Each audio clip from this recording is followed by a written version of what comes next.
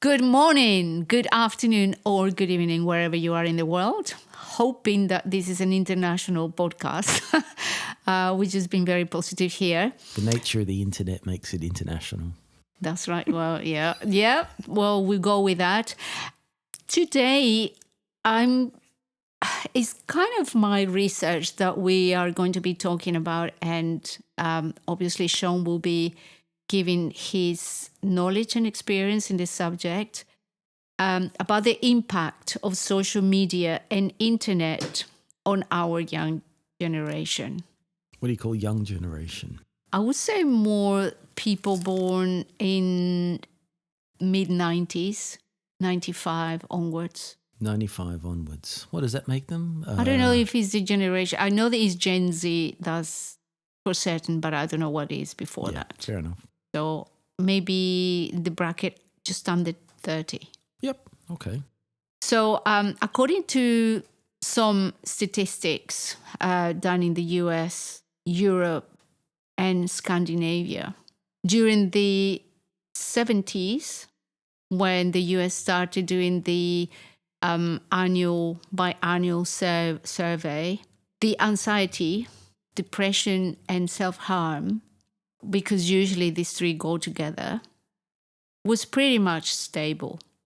So all the way until more or less 2011, it was between 12 to 15% problematic. But these days, with the introduction of social media and smartphones, we have seen a sudden level of increase, almost like it skyrocketed in the US and all the countries that I mentioned before, on these three: anxiety, depression, and self-harm, mental health problems, not just in girls, but also in boys. Every measure that is seen these days has gone between 50% and 150% increase. Yeah. It has actually doubled for the girls, younger girls. And the boys, the curve is a little bit smoother, as maybe you can possibly see it on your neighbors, daughters, etc. Boys still a little bit away, not so much engaged with social media, but they are engaged, as we say, with the internet. With the internet comes the games.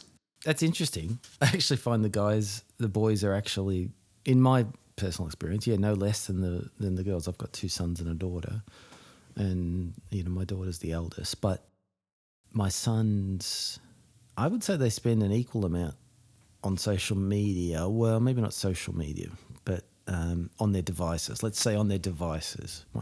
My son definitely, the eldest one likes playing games. He is on social media as well.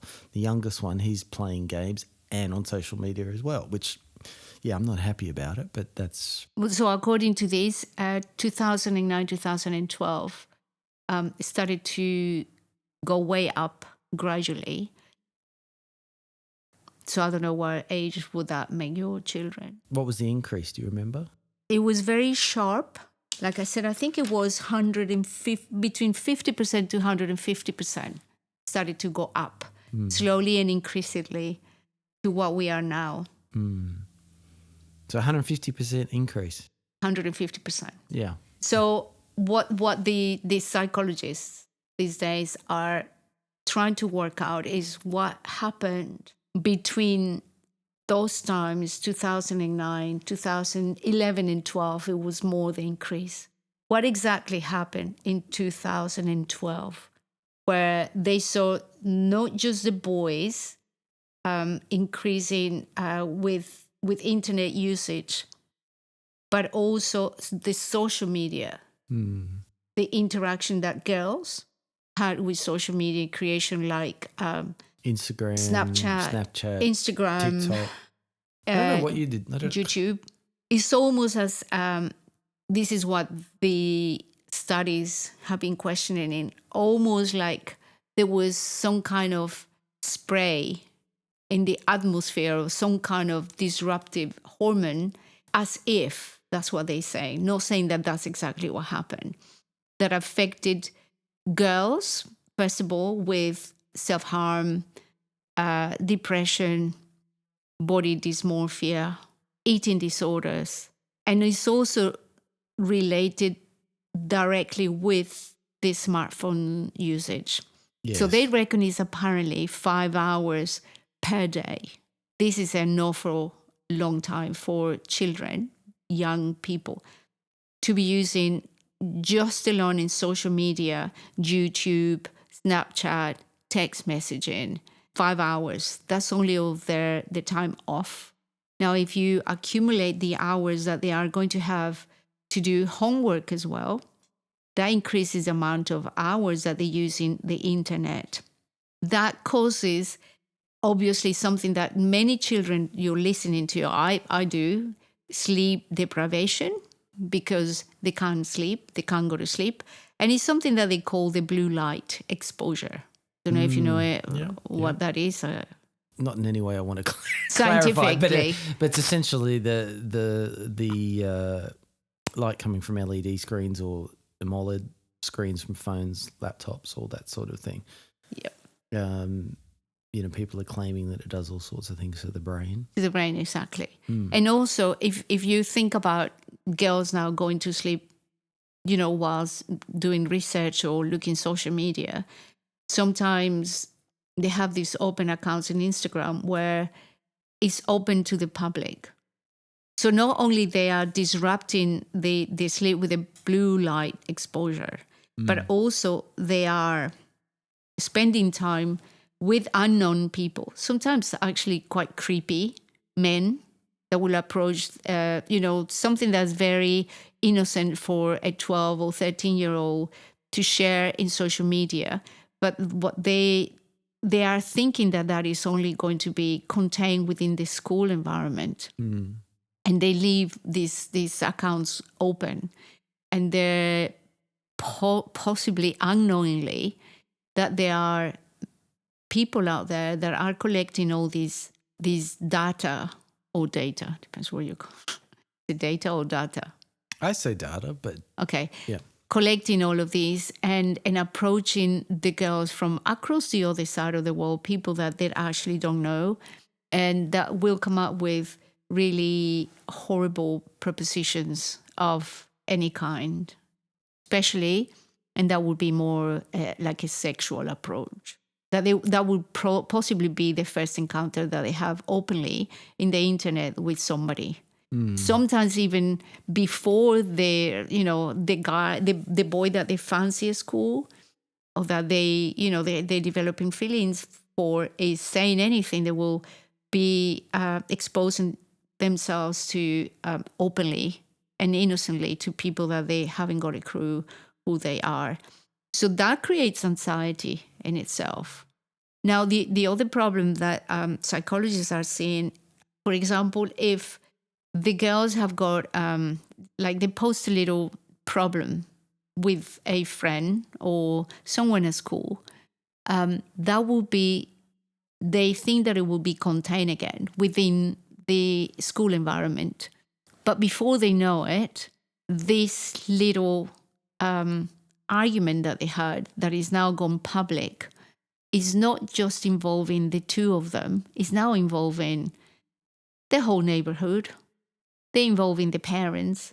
It's involving the world in general. So many people that get involved into, situations that they haven't got a clue. They don't know the people they are passing the messages or posting these horrible messages. And that is actually quite frightening for a teenager, because they don't feel safe anymore. They can be... because they spend so much time on social media, they, in my opinion, they don't develop the skills to be able to protect themselves, to argue in a civilized way. They just get frightened and they see the comments that are being posted in social media as threats. And that could be a very scary position for a girl or a boy to be in. And it's not only that they get involved in this little argument that started off like, why did you look at my boyfriend? And then, and they just publicly say all these comments, and people take sides, and not only they're going to pick on that little argument, but they will pick on the way that this girl looks, or the way that, they go to another somebody in the classroom and say, well, you're not doing very well in your grades, you're thick, you're not intelligent, you're not pretty, you're fat. Not just in the argument. I agree with you. I think I'll be broader than social media. I think what kids are susceptible to is basically trial by social media or their peers in a group. So, something that may have been dealt with like in a couple of seconds in the schoolyard or on the street creates a lot more steam and a lot more, becomes a much bigger problem, just like what you said, much bigger problem than what it perhaps could have been. Unfortunately, just the very nature of social media means there's a lot of people that feel veiled from real life sitting behind a keyboard. I think they sometimes feel with courage and,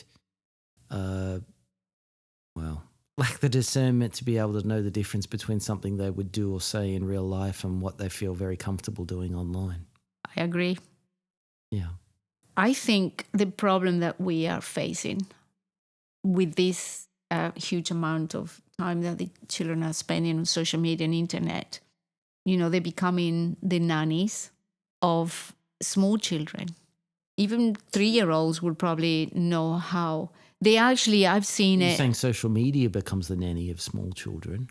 The internet. Internet, or even, it was TV back in the 80s and 70s, wasn't it? But you couldn't carry it in your car. No. I remember, playing games, whatever it took to get from point A to B. But these days, you just pass them. They just become passive. And I think our kids are developing a phone-based childhood, as the psychologists will say, and not a play role environment that we used to have, like you probably grew up with, and I grew up being like that. We're not developing healthy humans anymore with skills, and we're not preparing them. That is not preparing them for the future as adults, because they're not developing the skills that they need. Like, for example, when you played in the street, what would happen when you were, I don't know, what you were surfing? Were you playing football on the street with your friends? What were you doing? Can you just a brief description? What was I doing? What age group? What age group are you? I would say 7, 8. 7 or 8, yeah. Were you allowed to go on the street, play, or the beach in your case? Fortunate guy. Well, yeah. Let's say I had access to the beach. Probably, maybe not. Probably early teens, maybe 12 and up. Yeah, I could wander off to the beach on my own. But so when you play with in a group of friends, what would happen? What would you play? Would you play football? Yeah. In some cases, yeah. Okay. Do you have arguments with your friends? Oh yeah. You will say you cheated. Yeah. You will make rules. Yes, we right? would. And yeah. if somebody didn't apply them, you will call them out. Yes. Okay. That developed a lot of skills and negotiation. Absolutely. And diplomacy. Yes. And give and take, right? Fairness. That is not happening anymore, because when you put boys in front of a computer and they're playing games, there's no negotiation anymore. Whoever created that game is the referee, is the one that makes the rules, is the one that says, right, you lost. True. When you hear that sound, beep, beep, beep, whatever it is, oh, that's an old one. Yeah, exactly, that's Mario. You will lose the game. Yeah. Right. I haven't seen a console for years, so I have not a clue. Last thing I remember, it was like, folks.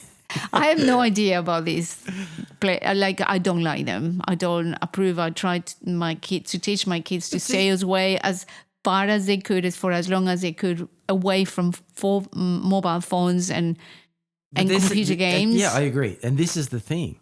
I actually don't put consoles quite in the same category. Consoles and TV to me is a one-way it's like one-way access. And it's very Explain. It's basically you're okay. If I was being really cynical, I'd say you are being programmed by TV. Yep. Okay. You're not volunteering your own information or going back. You're not sending information out. It's just one way. Same with a console. You know, you buy a console, you buy a few games, whether you can remember Atari like I can, like really old. Yep. Nope. Atari, nope. Or you're much Mario and younger, the football games. Younger and more sprightly, like Mario Kart with Anna. But until the internet, and I mean, I got my first PC back around 91, I think 92 maybe, and you know back and the internet was interesting. It wasn't wildly practical for interactivity and non-text based thing. Everything was DOS driven, or there was some little things you could do with a dial-up modem, but we just didn't have the bandwidth to be able to download massive movies and games, and the technology just wasn't there in infrastructure. But as mobile phones came to the forefront, and there were more and more things written for the handset, this is where I think the turning point was. This is where there was this two-way interaction, and groups were being raised and built and constructed within the internet, different teams and groups, and the rise of social media from that. Yep.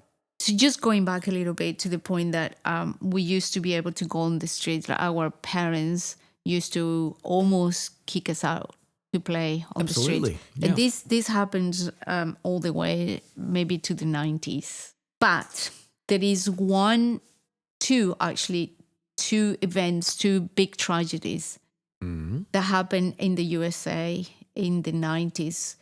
And it was to do with child abduction and child sexual abuse. And one of them, and we're not going to go into this very much, but it was to do with Boy Scouts and the Catholic Church as well. So that created a kind of paranoia with moms and dads, especially moms, stay-home moms. Do you think there were valid fears, or are we talking about things that you think it was valid? They're valid fears. Okay. Yes, because there were many, many children that started to go missing, no explanation. You couldn't find them. Some of them would just disappear. Some of them were traumatized by experiences that they had under the supervision of institutions that you would think they were respectable, like Boy Scouts and the Catholic Church. So that created paranoia that the parents started to rely on social media, games, Nintendos. Remember that? So so what you're saying is in reaction to some of the social problems or social issues of the 90s,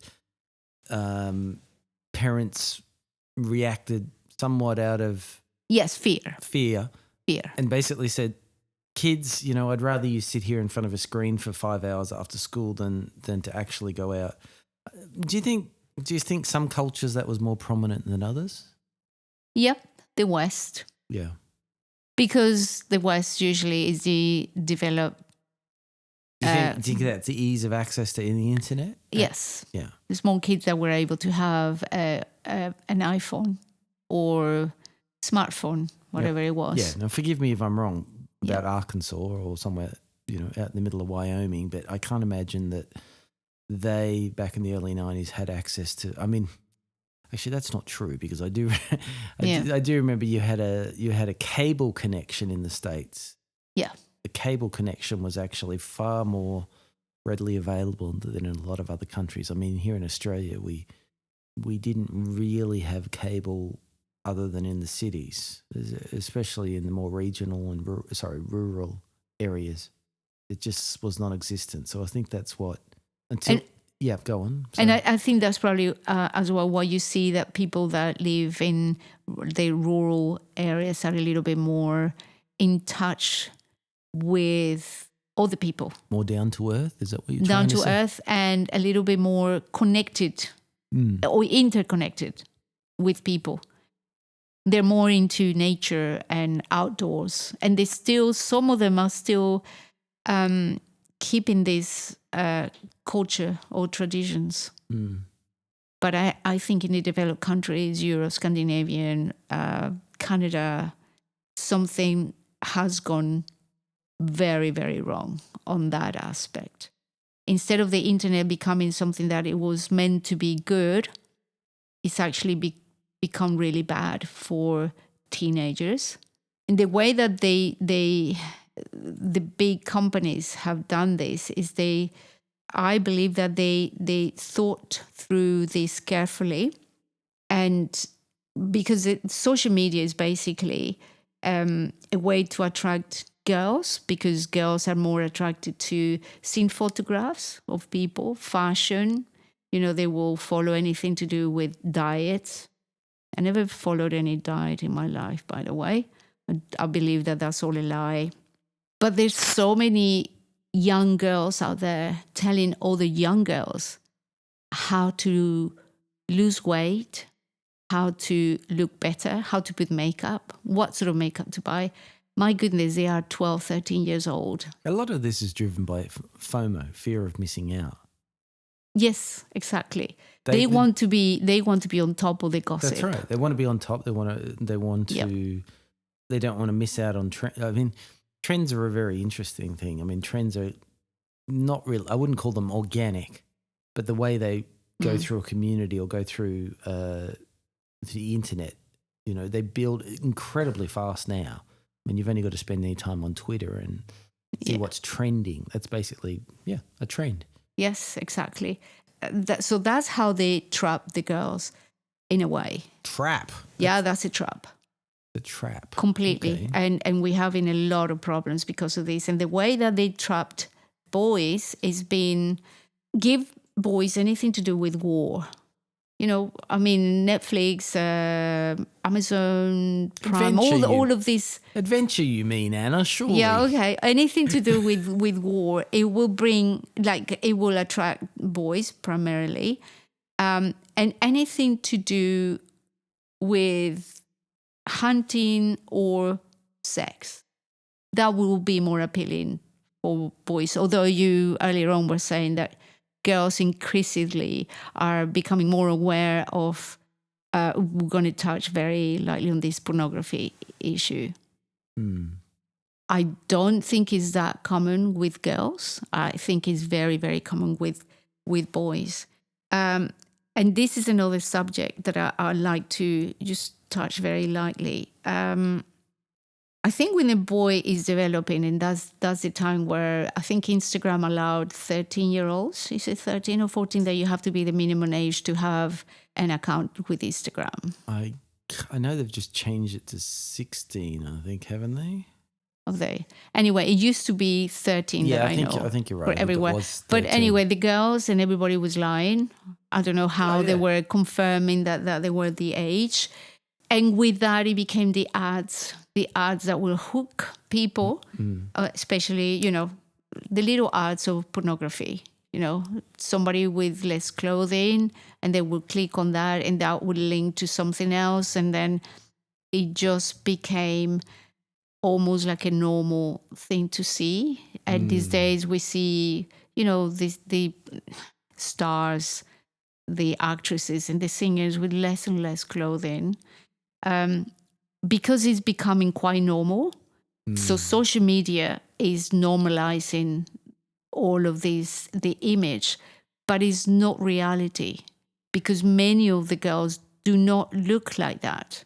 They are out there because these girls, these models, the actresses, the singers, they are there because they fit an image created by somebody that's making them as idols, no real people, I think that was one of the problems for the girls to feel inadequate, to feel depression, to have all these eating disorders that are gone absolutely rampant with a really young generation. Pornography, however, has tainted not boys, a lot boys, but also now girls, as you and I have been discussing. For example, if you give a 13-year-old these days, a tablet, a smartphone, where they can just click any image that they want, and this is what's happening, and I know that, they becoming addicted to pornography. They, according to Professor Jonathan Haidt. Oh, yeah. Yes. Jonathan Haidt. So he's saying if you give a boy a computer and it has or a smartphone, it has the really readily available pornography, at this age, pretty much, they could access these images as many times as they want. Let's just say he says that 3 times a day. They would probably do it for about 10 years. This is according to Dr. Haidt. If they're doing this for about 10 years, he's going to be 23. What's happening on the streets, you and I have seen it. There's many boys and many girls, especially boys, because girls are a little bit more chatty and they probably cover up insecurities and shyness and all of this stuff. But boys don't look at you on the face. They just look at the floor. They don't have the skills that we used to develop as young people before the 2000 year, I would say. And the boys don't develop the skills to be frivolous. Mm-hmm. What you say, like frivolous, yes. Charming. The courtship is almost gone. The apps, like, which ones are the apps? Tinder. I don't know, Anna. All which these ones are they? I have no idea, but I hear one of my sons going into these apps where it's just like fast food, really. Oh, yeah. Very quick. They've designed you meet it. somebody. Yep. Exactly. So it's an instant reward. As fast as you can and dispose as quickly as he came. So that's not giving anybody the idea that anything is going to last forever. And that is a problem. Because that is, in my opinion, hitting to the core of what we are going through at the moment in the world. Because if you think that everything, just as soon as it comes, goes, then we all become disposable, pretty much. Boys and girls, boyfriends and girlfriends, we are just in a rotated circle, There is no commitment anymore. There's no hard work. There's no, I'm going to do this in order to get the girl that I want. I'm going to work really hard to keep this girl. Because, well, somebody else is in Tinder that may just do what I need. I think you're absolutely right about it. Disposable society. I think, that's one of the things that I've noticed definitely over the last 10 years is just how consumerism is being fed and relationships and people are...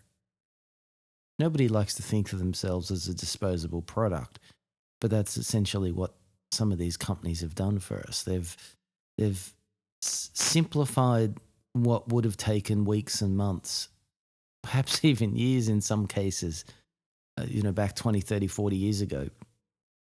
And they've turned it into a, swipe right, can't even say it, swipe right, swipe left. I don't even know which way you go. I don't use it. But I do not know. But I know of it. Let's just say that. And it's for the lucky. I'll use the word lucky. For the lucky few that are chosen and the many that are rejected, that creates its own problems all on their own. I think you're right. This is getting into a slightly different topic, but that hookup culture of just being able to go online, see who's around, swipe whichever way is the I right. think that's all related with what we were saying, with the lack of skills from boys. Yes, and I So suppose that's what I was getting at. Essentially, they have the opportunity just to go, yep, hi. And just as quick as you can access pornography, See ya. you can access the apps, you can access the girls, and you can just dismiss the girls just as quickly as that. So what sort of skills do you think that this boy is going to have when he's just gone from really Well, I'm going to that push back step a to little this bit because step? if there was no demand by girls to be on there as well, you know, and I suppose we are talking about Yeah. heterosexual relationships. I mean, I'm not getting into the other. It's not something I know about. No, we're but, talking heterosexual. But if it was just boys on there and there was minimal women on there willing to do the same thing, then that product wouldn't succeed. So there isn't an opportunity for both men and women to seek the same thing. So this is where Anna and I were talking. I'm not sure if they're looking for the same thing. So basically, we're just going on that app, on Tinder. I think. You don't think they're not? I have no idea, but I know that maybe so many women would probably go there because they feel lonely and they want to find the partner for the rest of their lives. But sometimes, and I've seen it on so many occasions that I know, that the boy would just want somebody that can just have a good time, have fun, and then just dispose of that. So they will go with different intentions. I'm not saying that every boy is going to be like that, every man is going to be like that, and every woman is going to be like that. But pretty much that will probably happen.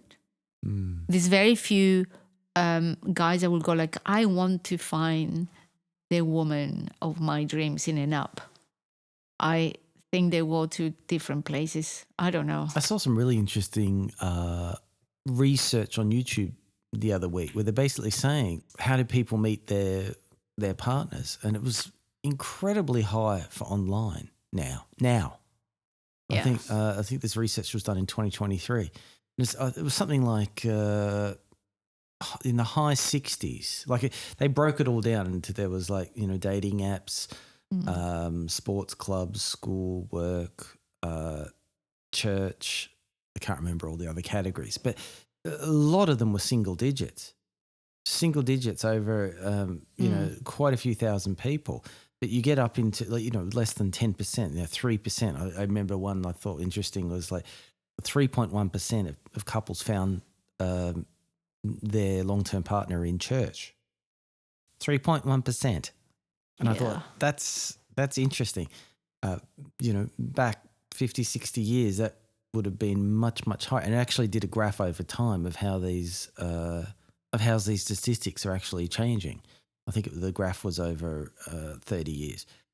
And but online apps and dating apps was way up there. It was, wish I could remember. I think it was high 60%. That's how people now are meeting people. Yeah. Not through social interaction, as in not through personal, I hate using this word, but real life interaction, face-to-face interaction. And that's what I was going to say, you know, like if a boy has not developed any social skills or work hard to get to know this girl. Is she ready to operate in that world anyway? I suppose this is what I'm getting at, is like boys and girls. Like boys might not be developing the skills that you needed to learn when you were, say, you know, in a different generational group. But women and girls aren't learning to act on those skills. Like they're creating a different skill set altogether as well. They're not like, it's not hanky dropping, oh, I'm sorry, can you pick that up for me thing. So you're saying that if you find your partner through the internet, I don't think we have gone that far to see how successful these meeting online couples I agree. been. Yeah. It hasn't been long enough for us to see if they really love each other and if it's a lasting love life. I don't know. But all I'm saying is if you are, like before we used to play outside and you develop those skills to be with a girl that you want, that is... so are you arguing that the point, because the data's not in yet, we don't know whether people are actually emotionally developed enough to engage in long-term relationships. If you find your partner online, we don't know. But what we know right now that's happening with the boys that have this generation that has spent so much time on social media and the internet is that many of these young men are becoming quite dysfunctional.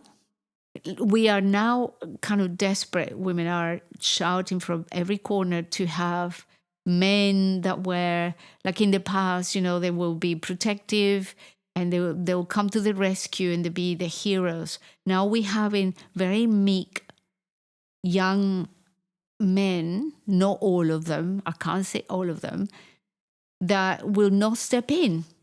If they see a fight on the street, they will not step in to rescue one or the other. What they do is they take their phone out and they film whatever is going on, and they don't want to get hurt. They're actually scared of getting hurt. Oh, they're not thinking about getting hurt. They're thinking about getting views. Exactly, and the likes. All they care about is likes and likes. Not views. everybody, guys. Please just don't. It's not everybody, but we are disconnecting. There's an observable problem, and I know I often refer to Jordan Peterson, but I think this is where he tapped into a lot of why people often say he has a sway over young men. I think that's not 100% true. I just think young men were actually attracted to his message, and it seemed to resonate with them because where they'd been looking for answers, in other words, social media just wasn't providing fulfilling solutions or practical solutions that impacted their life. And, you could argue, whether Jordan Peterson is providing a complete solution. I'm not going to argue that point here, but he does seem to have an impact into the demographic that you're, primarily talking about right now, which is young men. A lot of it comes back to taking personal responsibility, which if you're sitting at home in the basement or your room playing Battlestar Galactica or whatever it is, you're, some game online permanently. Sorry, I know I'm absolutely dating myself. I'm trying to think of a more common. I can't think of a game right now. Sorry. I'm going to own up. I did play games in my 20s. I did. But it wasn't anything like we had now. I absolutely hated games. Yeah, I did. I do not like games. Yeah, I actually liked driving games a lot. But okay, we're not doing that now.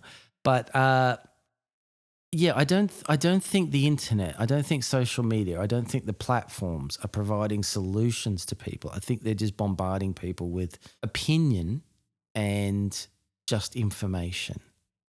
And why I use the word information is because information is not necessarily good communication.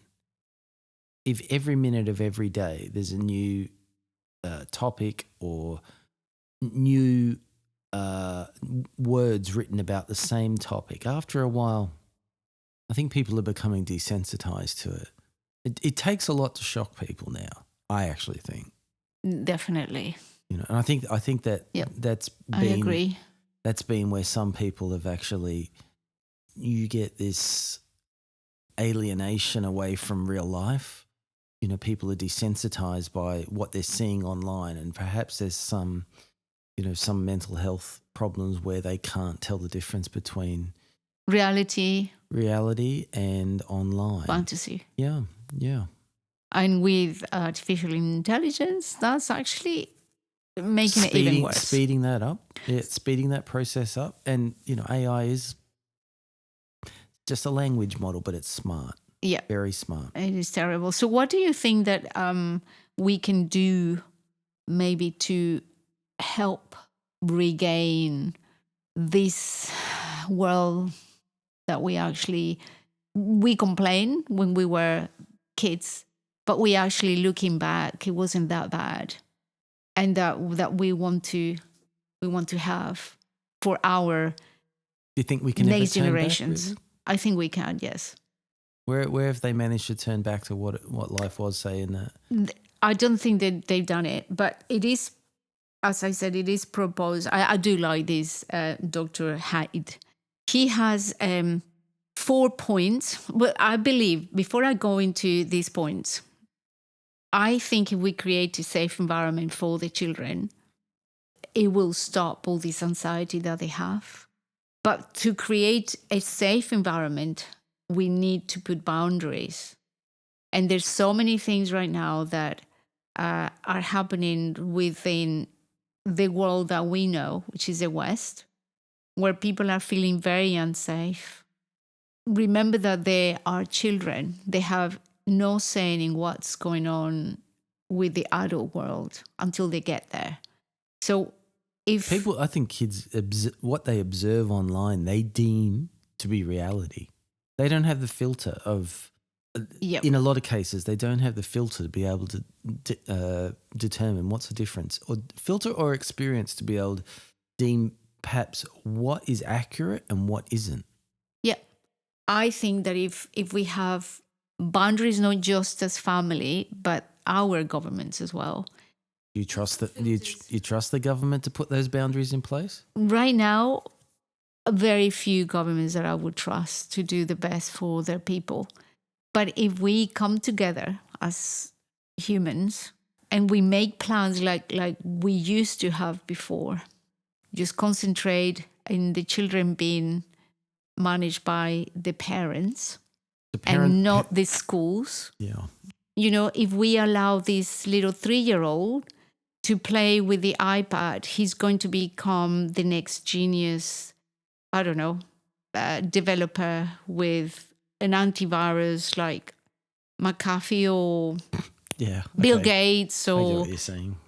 you know, and the next creator. But we kidding ourselves by doing this. I must admit, even with my youngest child going through primary school or high school, there is an awful lot that they can only do online now.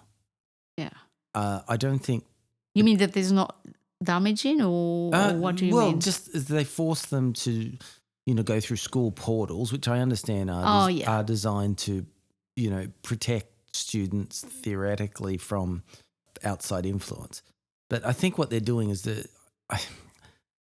I'm conflicted about it, because yes, the school's they're creating a portal which effectively limits a child's access to the greater internet. But by the same token, they're still taking the horse to water. They're still making them use an iPad. Yeah.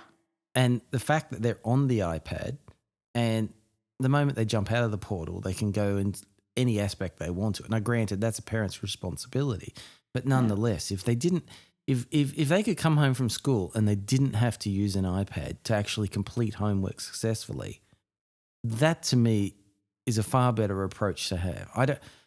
I have a real problem with how things have been geared to everything's built around a device now. Yep. It's not a tool anymore. It's the central, almost as important as a teacher. Scenario you describe to me is very problematic. Yes, it is. I mean, I understand. It was very expensive as well. Yes, there you go. Somebody thought that was a great idea. Yeah. And essentially, I think we're taking their voice. We muted the children. And I don't say that lightly.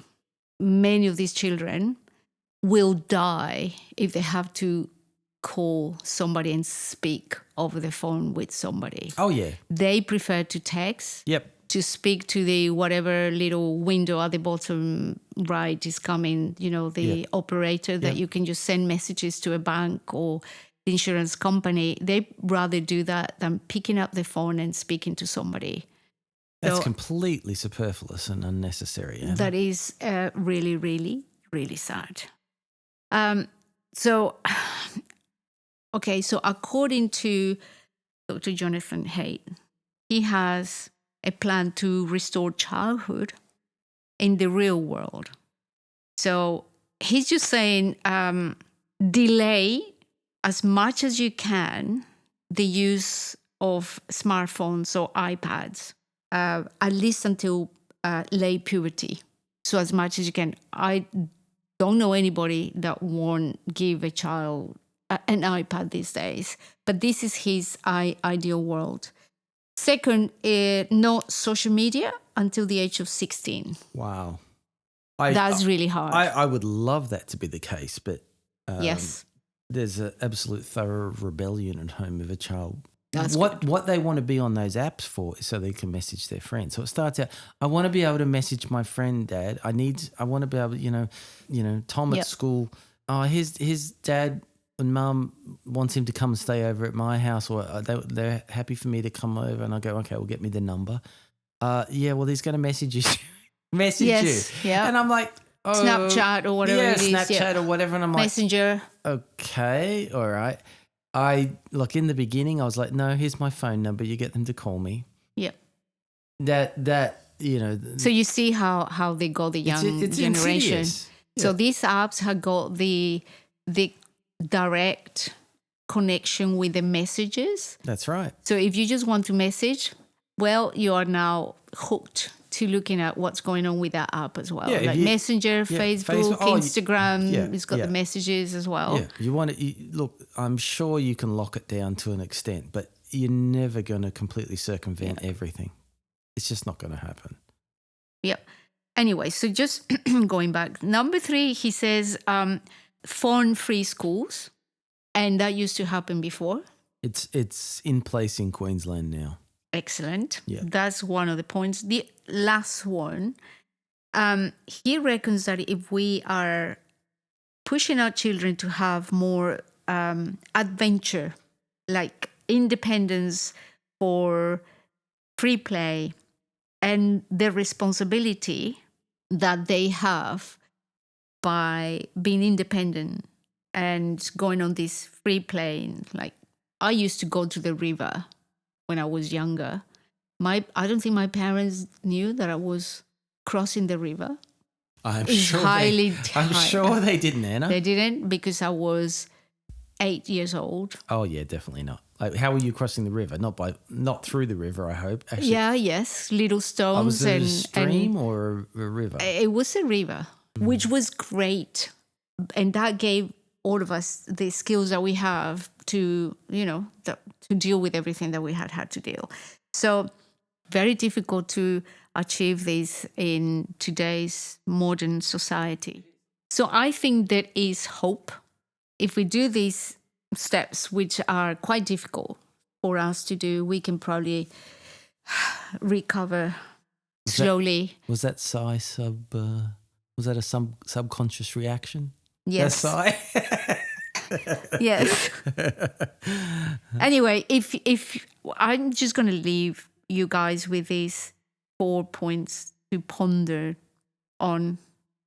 See if it's possible for you in your little group of your family, your neighborhoods. I think it's a collective action plan, as he describes it. If you know anything else, any more tips on how to maybe try to help young people to be less anxious, less depressed, have less issues with their mental health, I would recommend you to go to letgrow.org.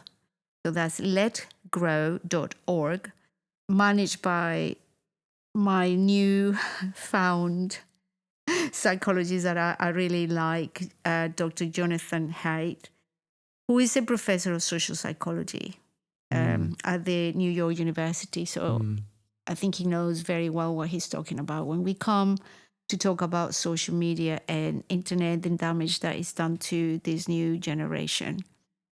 So with that in mind, I think there's hope.